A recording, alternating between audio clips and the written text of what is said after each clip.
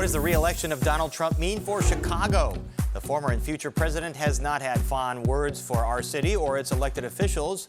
Locals have not had fond words for him, and the majority of the city voted against him, although his numbers did improve here from 4 years ago. One of Trump's central campaign promises, a mass deportation of undocumented immigrants. Chicago's home to tens of thousands of them, and immigrants' rights groups are understandably on edge.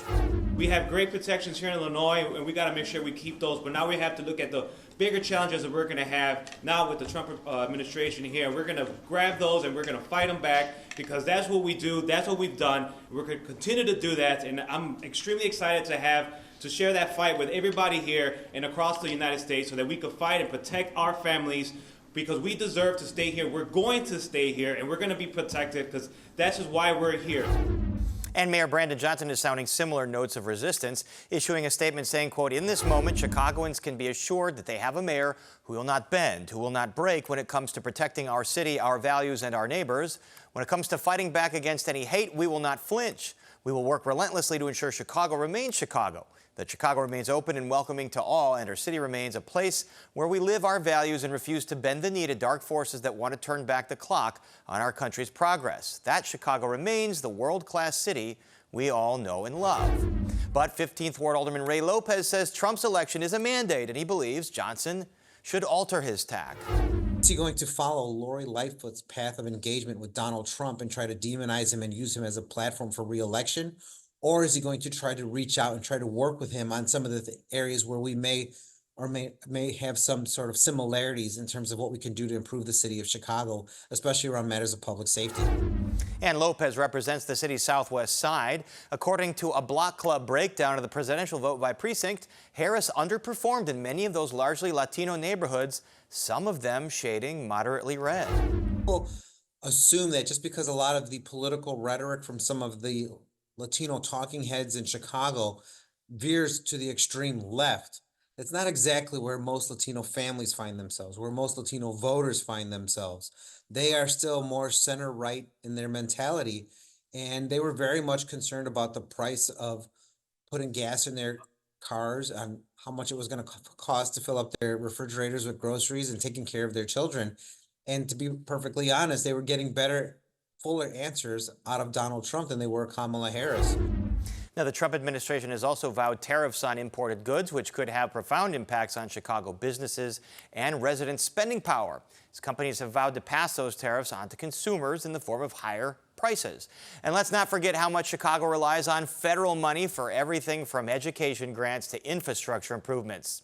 On Thursday, Governor Pritzker says that despite Trump's proclamations, he doesn't believe the federal spigot will run dry. The federal infrastructure dollars, again, are decided on an apolitical, non-political basis. That's how they're supposed to be decided. And indeed, we've, trust me, I've, contacted lots of people in the federal government that I know, elected officials or, appointed political officials, to make sure that they know what Illinois needs. Now, the state and city face unsustainable fiscal challenges, and if the federal government isn't there to provide help where it can, the only place left to turn is higher property taxes. So Mayor Johnson, Governor Pritzker, they have a tough and unenviable line to walk. Protect the values that got them elected while preserving a relationship that will keep the city from sinking into Lake Michigan. Johnson seems to understand the stakes. Quote, "The federal government has been a partner to our city in multiple ways, and we will continue to look for that collaboration whenever possible. The people of Chicago deserve the same consideration and representation from their government as anyone else. We will, however, vigorously defend our city and our people from unwelcome political intrusion." Chicago and Trump, a fraught relationship about to enter a new chapter. And that's our opening shot. Coming up on Paris on Politics. Trump completes an improbable comeback to become the 47th president of the United States. How he did it and what it means for the future. Checking in with the crucial swing state of Wisconsin on how Trump flipped that state from blue to red. And the ABCs of Chicago's new elected school board. Paris on Politics is next. This is Paris on Politics from Fox 32 Chicago. Welcome to Paris on Politics, where we go behind the headlines and beyond the spin. Former President Donald Trump, twice impeached and in a host of legal trouble with respect to his role in the alleged January 6th insurrection, completes an improbable comeback, wins the Electoral College and the popular vote, and becomes the 47th President of the United States. So I want to thank the American people for the extraordinary honor of being elected your 47th President and your 45th President. And to every citizen, I will fight for you, for your family, and your future. Every single day, I will be fighting for you, and with every breath in my body. America, we will never give up the fight for our democracy, for the rule of law, for equal justice, and for the sacred idea that every one of us, no matter who we are or where we start out, has certain fundamental rights and freedoms that must be respected and upheld. And that, of course, is Vice President Kamala Harris's concession speech on Wednesday. So what went right for Republicans and Trump? What went wrong for Democrats and Harris? For some insight into that, we are joined by two political experts, Democratic strategist Delmarie Cobb and former Illinois Republican Chairman Pat Brady. So Delmarie, I'll start with you. What went wrong for Harris and Democrats nationally? Well, we didn't get the turnout that we had hoped to get, and that's what happened nationally, especially among white women and Latinos. We did not get the turnout. Even in the black community, the turnout was still not as high as it should have been among black men, or we had hoped it would be. But again, black women did what they were supposed to do, as always, and we showed up and showed out like we always do for every election, and upheld democracy. Black women always the strongest constituency in the Democratic Party. Pat Brady, can you point to anything the Harris campaign did wrong or the Trump campaign did right to produce this result? We talked about this yesterday, Delmarie and I did. I think that the Harris campaign, if you just watch the commercials on what they were putting out in the last couple weeks of the campaign, Donald Trump had a very clear message: immigration, the economy, make America great again, the flags, the patriotism. Very clear if you watch his ads. Whereas I think that the vice president just didn't have a clear message. Opportunity economy, nobody really knew what it meant. She didn't talk about the issues that people cared about. So I really think, in addition to the turnout, there was just a messaging problem. Trump had a better or clearer message. You know, and that's interesting, Delmarie, because the economy and inflation seem to be the #1 issue on many voters' minds. The current economy is not bad objectively. Low unemployment, decent GDP growth, inflation had come down. So why couldn't Democrats get that message across? Well, I do think that that's lacking in terms of the Democratic Party. If it had been Donald Trump's all those same things, he would have been taking a lap around the track, just as he did when he thought he was getting ready to get rid of the Affordable Care Act. And he called all the congressmen out for a frat boy photo op. That's the same thing that Democrats need to do. Every time we have a success, we need to make sure we tell each other, tell the public that we've had a success. I tell my clients locally, if you, especially the aldermen, if you're building something in your community, put a sign up that says, brought to you by Alderman so-and-so. We know Chicago is good at that. Exactly. I remember the Skyway. Richard M. Daley welcomes you to Chicago. Exactly, and that's what you're supposed to do nationally as well. Well, I did see some Joe Biden infrastructure law signs on some of these infrastructure projects. But Pat Brady, are you surprised that it wasn't only the Electoral College and the blue wall Midwest swing states, but also the popular vote? Oh, it was a resounding win for Donald Trump and his movement, as he described it. And it is a mandate. It was a huge win. It was all over the country. In fact, Trump usually loses Illinois by 1 million votes. He only lost it by 450,000. They had pretty good turnout in the city and in the suburbs. So, but again, I think it went back to the message. And I think what the Democrats failed to do is read the room. You know, perception's reality. If you're not talking about the issues that people care about, however compelling the vice president was to a lot of people as a candidate, you've got to talk about issues that people care about. And they just never got there. Delmarie, you brought up some of the demographics and the turnout. I think by certain exit poll estimates, Latinos went 45% for Donald Trump. This is despite the fact that he's been very harsh on immigration from Central and South American countries, saying they're, quote unquote, poisoning the blood of our country. They're bringing criminals and rapists. And yet 45% of Latinos, including many here in Chicago, said, well, that's okay. We're still going to vote for him. And I talk about this all the time in terms of how immigrants look at the world, because they come to America for a better life. That's why they're here, for the American dream. And so if assimilation is part of that American dream, so that people don't look at you as less than, the closer you can be like them, and that's what you want to be. That's the goal. African Americans, that's not the goal, because we were brought here so everybody else could have a better life. So we approach it completely differently. Plus, we have 400 years of struggling. So for us, it's about civil rights and making sure everybody else has an opportunity. For a lot of people, it's about making sure you don't take anything from me, and that I have an opportunity. And studies have been shown that, especially among white voters, when you talk about doing something for others, they interpret that as, in order to do for others, you have to take from me.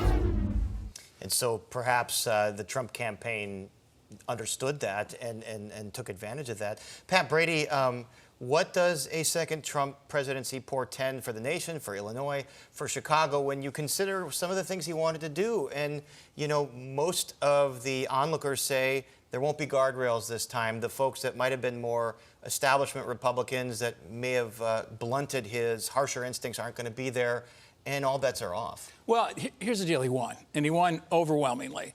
And if he can do the things he said he was going to do, if he can clean up the border, if he can get the Ukraine war over with Ukraine victory, not ceding any territory, if he can resolve the problem in the Middle East, if he can keep inflation down, if he can have real wage growth, if he can keep the economy going and build it, more power to him. I'm happy for it. But people are concerned about some of the other things he said, like the enemies list and the mass deportations. And I'm particularly concerned with the promise of 20% tariffs across the board, which would be a disaster. So let's, everybody, Democrats and Republicans, take a deep breath.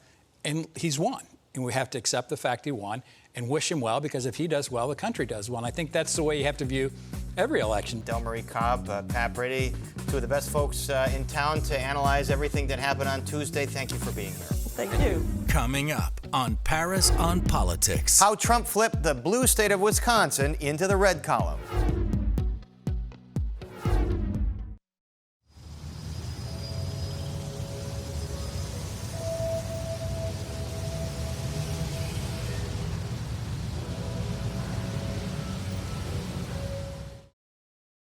Fox Local, your smart TV source for streaming Fox 32 News. No antenna, no subscriptions. Good Day Chicago, the news at 9, and more. Thanks for waking up with us on Good Day Chicago at 7. Severe weather coverage, special events, live and unfiltered. We do still have that tornado warning in effect. And Fox 32 favorites on demand. Is this a role that you like, kind of going on the attack? This is like the trade of the century that we're going to continue to talk about. Fox 32 on Fox Local. Download now on all major streaming platforms.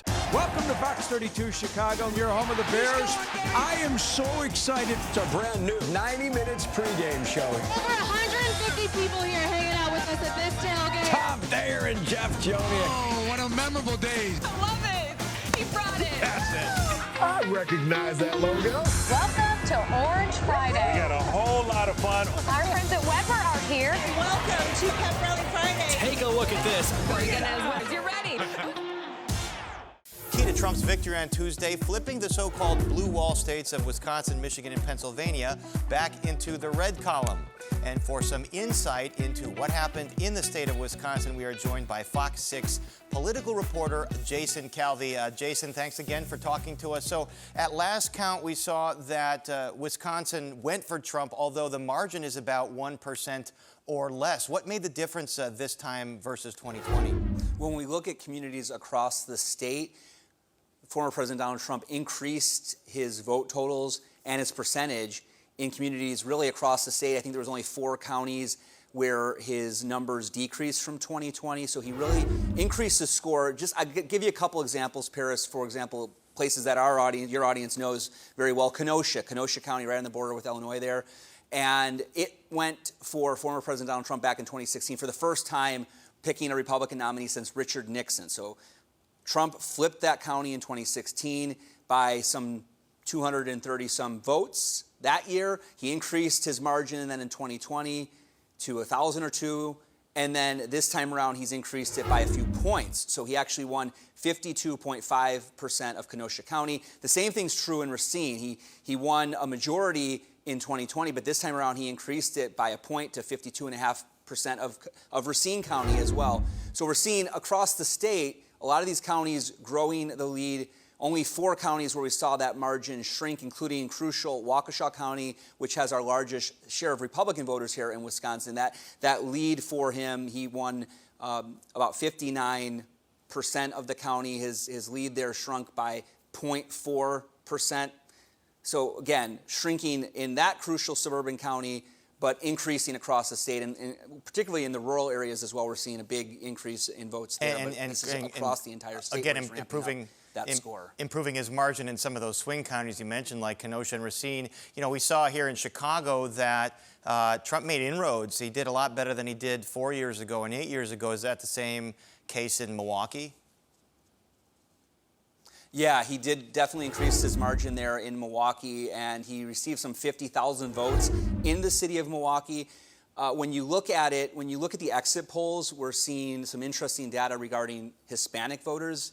And what the exit polls showed was that he increased, a nationwide increase, but also statewide increased his score with Hispanic voters. And so that's one of those places that we're looking at right now to see exactly how he won Wisconsin, really increasing the score across the state, but also with Hispanic voters. Vice President Kamala Harris still won Hispanic voters across the country and in Wisconsin, but the margin shrunk. So Donald Trump increased by about 10 points in Wisconsin with Hispanic voters. Now that's according to a researcher at Marquette University who really crunched the numbers ward by ward and found that the former president increased that by about 10 points with Hispanics in those Hispanic majority wards that we have in Wisconsin. We saw that here in Chicago as well. Jason, you know, when reporters like yourself and your colleagues talk to voters, is there anything you can glean about what made the difference for them? What might have clinched their decision? Again and again, when we talk to voters, they said the number one issue on their mind was the economy. And we're talking about inflation over the last 4 years. And voters tend to have a long memory when it comes to that issue of the economy. You may remember back in 2008 when we had the housing market crisis, and voters took that out on Republicans. In 2008, remember, that was a big year for the Illinois senator at the time, Barack Obama, winning the White House. And again, years after that crisis of the housing and the economy, people continue to take it out on Republicans, and we're seeing that, we think, with some of the data points when you talk to voters about their most important issue, the economy again and again, inflation again and again on the hearts and minds of voters. Even though, yes, the economy has had some positive signs recently, they still have that long memory thinking back at when they were having struggles potentially buying groceries, paying for heating and electricity and things like that. They do have that long memory, and that's also at play when we're talking about what happened here in 2024. You know, one final point, Jason, very interestingly, Door County, which is another county familiar to many Chicagoans who love to go up there in the summer and the fall and enjoy the wonderful scenery and hiking and food and beer up there. It has predicted the presidential winner for the last 20 some odd years. It's voted, for the person that became president. What happened this year? Yeah, it was really a bellwether for the whole country because it since 2000 had picked the person who ended up winning the White House. And this time around, they went with Vice President Kamala Harris. It was close. She won 50.6%. I'm looking at the data here in front of me. She won 50.6% of Door County to former President Donald Trump's 48.3%. So she won a few hundred extra votes in Door County. It's a small county, has something like 20,000 people that voted, a little bit more than that in this presidential race. So it is one of those races that's decided on the margins, so to speak. Flipped, went for Vice President Kamala Harris, but she didn't win the White House. So that 20-year winning streak for Door County, picking the right person to win the White House, ends today, but still a beautiful place, as you mentioned, for kayaking. It's right on the banks of Lake Michigan on one side, and then the other side of peninsula is Green Bay. Beautiful place, as you know, but didn't pick the right winner this time around. Well, I know it's a very divided county, but hopefully the folks can get together over a few cases of spotted cow. Jason Calvi, thanks as always for your insights. Coming up on Paris on Politics. The ABCs of Chicago's new elected school board.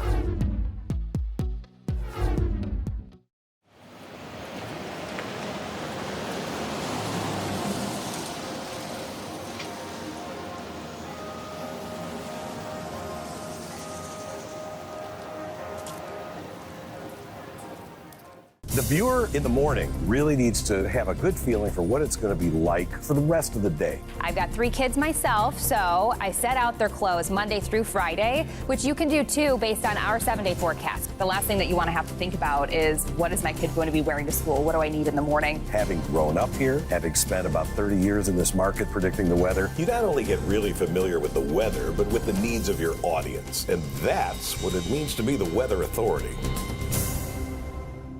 This weekend, kick back and catch up with Fox 32 on Fox Local. Recap the week's must-know news. This weekend, you're going to be dealing with a lot of closures downtown. Relive Fox 32's best. He's not just coming at you, he's coming at you with something that he just caught. Plus the latest political and sports buzz. Is this a role that you like, kind of going on the attack? There's plenty of excitement here. Watch live or anytime on demand. Weekends at Fox 32 on Fox Local. Download now on these streaming services. Chicago voters elected their first ever elected school board in a race that pitted big spending special interests like the Chicago Teachers Union and charter school companies against each other. The results, a mixed bag. Independent candidates today say voters sent a clear message to CTU and Mayor Johnson. Last night's election results were a repudiation of taxes by the city of Chicago, folks wanting independent candidates on the board. I'm a reasonable person. I hope being reasonable we can begin to form groups that push forward an agenda that cares for the kids. How are we building authentic community engagement in the neighborhood and not just downtown at the board meeting? CTU endorsed candidates won 4 of the 10 districts, despite the union spending more than $2 million. Veteran Chicago political consultant Frank Calabrese says he believes it was a poor return on investment. They kind of went out with a whimper. They didn't have great victories this time. What do you attribute that to? I would personally attribute that to a backlash against the mayor. So in areas that I would consider CTU strongholds, like Logan Square, they actually lost that election. Jenny Custer was endorsed by CTU in the 1st district, but says it doesn't mean she agrees with them on everything, including their desire to fire Pedro Martinez. I'm currently in support of keeping CEO Martinez where he is. I think he's been a great champion for our school district. It's really, really easy to kind of make a list of all the things that are not going well in the district, and it's a lot harder to be a champion for the things that are going right in the district and the progress that we've made. And so for me, he's done a really nice job so far. But CTU President Stacey Davis Gates considers the night a win, especially since Mayor Johnson will still appoint 11 additional board members next year.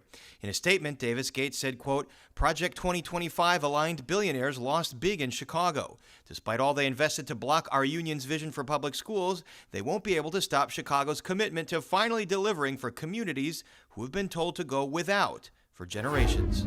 And for more on the elected school board races, we are joined by Chalkbeat Chicago reporter Rima Amin. Rima, good to see you again.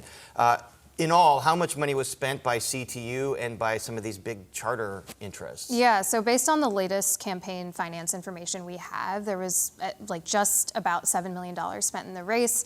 Obviously, the 2 influential groups are pro-school choice and the union. The union spent about $1.5 million, and then pro-school choice PACs spent about double that. And there's more when you factor in-kind contributions, aka yes. Lending people to work, to hand flyers out and stuff like that. So when you factor in what CTU spent, is 4 out of 10 races what they wanted? I would speculate that no, they would have wanted to sweep the entire 10 races. And I think if you talk to political experts months and months ago, they would have said that that is the likely situation, because you're talking about a voting base that not so long ago voted in a very progressive-leaning, progressive mayor. But that's not what we saw. We saw, the union take about 4 seats, which is not the majority. And what does that mean then for their agenda, which is to get a new contract, to fire CPS CEO Pedro Martinez, and to approve a short-term loan to help fund some of these things? Yeah, so the union, I will say the union has not taken a public stance on the loan part, but the other 2 points, sure, they have definitely shown support for those things, including their contract. Even though they their endorsed candidates won 4 seats, the mayor, who is very closely aligned with the union, still gets to appoint 11 of the 21 seats that we'll see in January. And that's still a majority. So you add that with the 4 seats, that's 15 out of 21 people that will ideologically align with the mayor. And so I think the union said as much on Tuesday night. I think they view that as it's still a victory. And really, the mayor still has control over this board despite it being elected because it's hybrid, because of the way this law was passed. So in 2 years, it will be all elected. So what is the mayor going to do next? You mentioned he's got 11 board members he's going to appoint. He just appointed this interim board, and then he had to remove the board chair. What happens now? Yeah, so with the 11 seats that the mayor is supposed to appoint, first of all, he must fill those seats by December 16th. So he's got roughly a month to do that. And those people can only be, they must be live in the opposite side of the district of whoever won the election. So for example, in District 5, union endorsed candidate Jithu Brown was the only person on the ballot. He won. He lives in one half of the district. So whoever Brandon Johnson appoints for that district has to come from the other side. So we have some clues. There's C2 endorsed candidates that lost, obviously, on Tuesday night, and some of them live in this opposite side of the district of the person who won. And so the mayor certainly could look to those candidates. And there's also current board members who are kind of, their residences are kind of opposite of where winners are, and so he could look to those folks as well. So the mayor still has some geographic constraints then when he's appointing some of the new board members. Right. If so, say you're a parent of a CPS student, and you're looking at all this, you're like, okay, I cast my ballot for the school board person I want. What do you think all this is going to mean for their family, their student, starting in January and beyond that? Yeah, I think we can expect this board, the future board that will take office in January, to continue to push along with Mayor Brandon Johnson's agenda. He still has, as we said, he will likely have influence over many of these seats and will likely be ideologically aligned with them. So for a mayor like Brandon Johnson, that means avoiding school closures. That means trying to send more money to neighborhood schools and a larger focus on neighborhood schools. But also in the short term, it could also mean passing a short-term loan to take care of these upcoming huge costs that CPS has that it hasn't budgeted for. I think something along those lines. Big challenges for the new board coming in, and 21 members. That's going to be something of a Donnybrook to cover, I'm sure, Rima, but we know that you will be there covering it. Thanks for joining us. Thank you. And that's our show for this very consequential week in politics. Everybody tune into Fox 32 Chicago on air and online for up-to-the-minute information. Let's see if the Bears can get back on track this weekend. So long, everyone.